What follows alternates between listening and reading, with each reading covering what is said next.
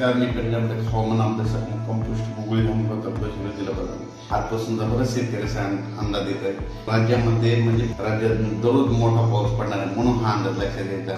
एकंदरीत परिस्थिती बघायची झाली तर राज्यामध्ये 11 जुलैपर्यंत चांगला पाऊस पडणार आहे आणि जास्त म्हणजे सांगायचं झालं तर 7, 8, 9, 10 जुलैला जरा जास्त प्रमाणात पाऊस पडणार आहे म्हणून हा अंदाज सर्व शेतकऱ्यांना लक्षात घ्यायचा। जोरात पाऊस पडणार आहे, मुसळधार पडणार आहे, वडे नाले पडणार आहे म्हणून हा अंदाज सगळ्या शेतकऱ्यांना लक्षात घ्यायचा। दररोज वेगवेगळ्या भागात जोराचा पाऊस पडणार आहे म्हणून हा अंदाज लक्षात घ्यायचा।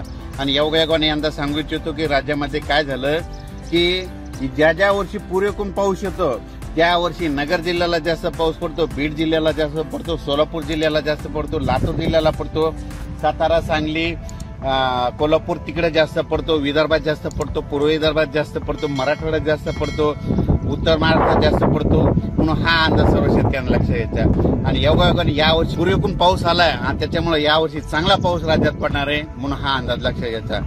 म्हणून सर्व परत सांगतो की राज्यामध्ये 11 जुलैपर्यंत राज्यात चांगला पाऊस पडणार आहे, म्हणजे वडे नाले वाहणारा पाऊस असणार आहे। दररोज वेगवेगळ्या भागात पडन पण पाणीच पाणी होणार आहे म्हणून हा अंदाज सर्व शेतकऱ्यांना लक्षात घ्यायचा।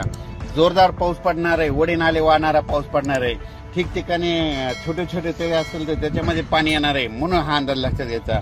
एकंदरीत परिस्थिती बघायची झाली तर राज्यामध्ये म्हणजे सध्या आता एकदम पाऊस एकदम बंद होणारच नाही, चालूच राहणार आहे म्हणून हा अंदाज सर्व शेतकऱ्यांना लक्षात घ्यायचा। अचानक वातावरणात बदल झाला तर लगेच एक मेसेज दिला झाला आहे। धन्यवाद।